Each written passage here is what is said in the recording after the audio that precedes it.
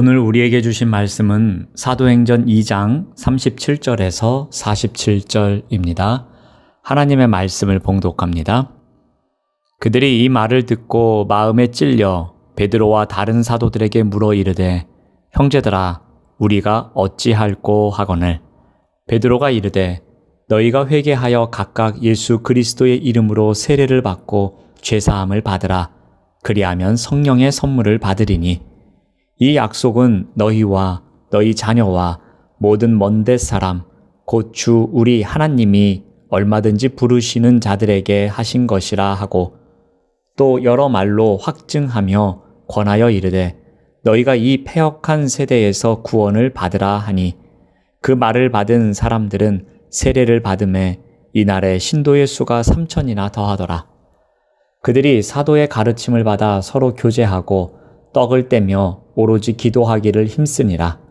사람마다 두려워하는데 사도들로 말미암아 기사와 표적이 많이 나타나니 믿는 사람이 다 함께 있어 모든 물건을 서로 통용하고 또 재산과 소유를 팔아 각 사람의 필요를 따라 나눠주며 날마다 마음을 같이하여 성전에 모이기를 힘쓰고 집에서 떡을 떼며 기쁨과 순전한 마음으로 음식을 먹고 하나님을 찬미하며 또 온 백성에게 칭송을 받으니 주께서 구원받는 사람을 날마다 더하게 하시니라. 아멘. 오늘 말씀의 제목은 그들은 모든 사람에게 호감을 샀다입니다. 오순절을 맞아 예루살렘에 모인 유대인들은 지금까지 경험할 수 없었던 놀라운 사건을 겪습니다. 그들은 이 현상을 바라보며 어찌된 일이냐라고 외치며 놀랐습니다. 이제 그들은 베드로의 설교를 통해 복음을 듣습니다. 이후 어떻게 반응합니까? 37절은 다음과 같이 기록하고 있습니다. 그들이 이 말을 듣고 마음에 찔려 베드로와 다른 사도들에게 물어 이르되 형제들아 우리가 어찌할꼬 하거늘. 여기에서 찔려로 번역된 단어는 예리하게 마음에 아픔을 주다는 뜻을 갖고 있습니다. 즉 베드로의 설교가 듣는 사람들의 마음에 예리하게 아픔을 주었다는 의미입니다. 이제 그들은 자신들이 어떻게 해야 할지 묻습니다. 여기서 물어 이르되로 번역된 단어는 쏟아내다는 뜻이 있습니다. 이들은 말씀을 듣고 마음에 예리한 아픔을 느꼈습니다. 그래서 사도들 앞에서 그들 마음에 있는 것을 다 쏟아냈다는 말입니다. 그러자 베드로는 어떻게 답변합니까? 38절 말씀을 봅니다. 베드로가 이르되 너희가 회개하여 각각 예수 그리스도의 이름으로 세례를 받고 죄사함을 받으라. 그리하면 성령의 선물을 받으리니. 베드로는 크게 두 가지를 이야기합니다. 먼저는 회개와 관련된 것입니다.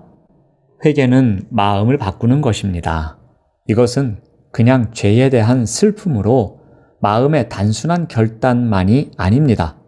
그에 따른 행위를 동반하는 삶의 변화이며 사고방식의 실제적인 변화를 의미합니다. 예수 그리스도의 죽음이 곧 자신의 죗값을 대신하는 죽음임을 고백하고 이전의 삶에서 돌아서서 주님과 동행하는 의로운 삶을 향해 나아가는 것입니다. 다음으로 베드로가 전한 메시지는 예수 그리스도의 이름으로 세례를 받고 죄사함과 성령을 선물로 얻는 것이었습니다. 회개는 예수님의 이름으로 세례받는 행위와 연결됩니다. 개인적인 회개와 믿음을 통해서 예수님을 영접한 자들이 세례를 통해 자기 삶의 주인이 예수님이심을 온전히 인정하는 것입니다. 그래서 믿음을 행동으로 고백하는 첫 번째 행위가 바로 세례입니다. 개인적으로 회개하고 나서 교회 공동체 앞에서 공개적으로 자신이 회개했음을 고백하고 성도로 인정받기 위해 행하는 행위가 바로 세례입니다. 초대교회 때에는 온몸을 물에 담갔다가 나오는 침례를 행했습니다. 몸이 물에 들어간다는 것은 어떤 의미이겠습니까? 옛사람이 죽는 것을 의미합니다. 몸이 물 밖으로 나오는 것은 어떠한 의미이겠습니까? 예수 그리스도로 새로운 생명을 얻게 된 것을 말합니다. 즉, 옛사람은 그리스도와 함께 십자가에 못 박혀 죽고 그리스도의 부활과 함께 새 생명을 얻게 되었음을 상징하는 것입니다. 자, 이러한 사람들에게 이제 구원이 선포됩니다. 39절에서 40절 말씀을 봅니다. 이 약속은 너희와 너희 자녀와 모든 먼데 사람, 곧 주 우리 하나님이 얼마든지 부르시는 자들에게 하신 것이라 하고 또 여러 말로 확증하며 권하여 이르되 너희가 이 패역한 세대에서 구원을 받으라 하니, 성령의 사역에 대한 약속은 너희라는 말을 통해서 개인에게 적용됩니다. 그리고 너희 자녀라는 말을 통해서 온 세대가 적용이 됩니다. 또한 모든 먼데 사람이라는 말을 통해서 이방인들까지도 포함하고 있음을 알려줍니다. 즉, 누구든지 회개하여 예수님의 이름으로 세례를 받는 자들에게는 구원을 주신다는 의미입니다. 그렇다면 구원받은 자들은 어떻게 살아갑니까? 그들은 결속력이 강한 믿음과 사랑의 공동체를 만들어 갑니다. 이들은 사도들의 가르침을 받습니다.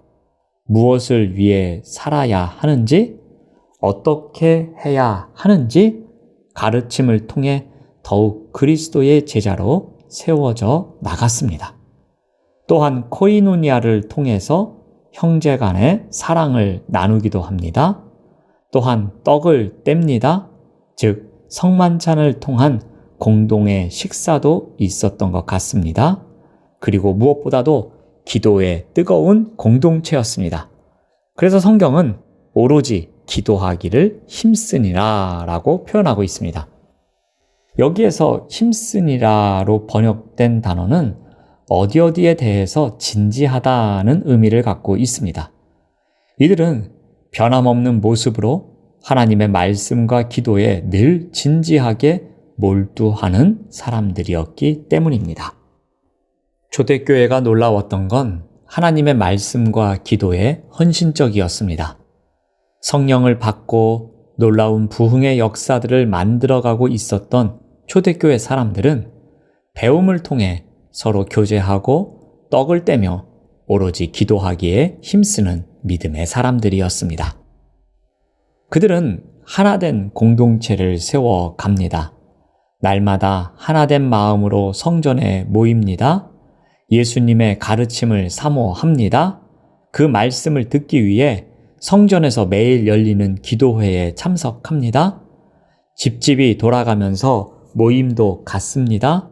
오늘은 이 집에서, 내일은 저 집에서 떡을 떼며 음식을 함께 먹으며 공동체를 세워갔던 것입니다. 성령을 받으면 한 성령 안에서 마음이 하나가 됩니다. 은혜를 받으면 다른 사람들을 돌아보고 서로를 격려하게 됩니다. 이것이 초대교회 공동체의 모습이었습니다. 자, 그런데 한 가지 중요한 일이 일어납니다. 이들이 이러한 공동체의 모습을 갖자 어떠한 결과가 나타납니까? 47절 말씀을 새번역 성경으로 읽어드립니다. 하나님을 찬양하였다. 그래서 그들은 모든 사람에게서 호감을 샀다. 주님께서는 구원받는 사람을 날마다 더하여 주셨다. 초대교회는 세상에서 지금까지 볼 수 없었던 공동체의 모습을 가졌습니다. 삶의 예배와 공적 예배가 조화를 이루었던 완벽한 공동체였습니다. 그래서 그들은 사람들에게 호감을 사게 됐습니다. 또한 구원받는 사람들이 날마다 더했습니다. 베드로의 오순절 설교를 들은 많은 사람들이 회개하고 세례를 받았습니다. 그들은 오로지 말씀과 기도에 집중합니다. 그리고 서로 사랑하며 믿음과 사랑의 공동체를 만들어 갑니다. 하나님의 말씀을 들어도 금방 공허하게 흩어지고 잊어버리는 것이 아니라 하나님의 말씀을 통해 그들의 마음이 변화되었고 삶이 바뀌었습니다. 이러한 신자들이 모인 공동체는 이웃에게 호감을 샀습니다. 성령의 능력에 의해 세워진 초대교회의 특징이었습니다. 사랑하는 여러분, 우리 또한 이웃에게 호감을 사는 성도와 영은교회가 되기를 바랍니다. 손가락질을 받는 이상한 호감을 사는 공동체가 아니라 하나님의 자녀가 된 성도들이 모여 주의 은혜를 나누며 예수님을 따라 사랑하는 아름다운 삶의 모습들이 보여져서 이웃의 많은 사람들에게 호감을 사는 우리 모두 그리고 영은교회가 되기를 간절히 소망합니다. 기도하겠습니다. 하나님 감사합니다. 우리 영은교회가 호감을 사는 공동체가 되기를 바랍니다. 하나님의 자녀들이 모여서 주님의 은혜를 나누고 주님의 사랑을 전하는 가운데에 이웃들에게 호감을 사는 공동체가 될 수 있도록 인도하여 주시옵소서. 예수님의 이름으로 기도드립니다. 아멘.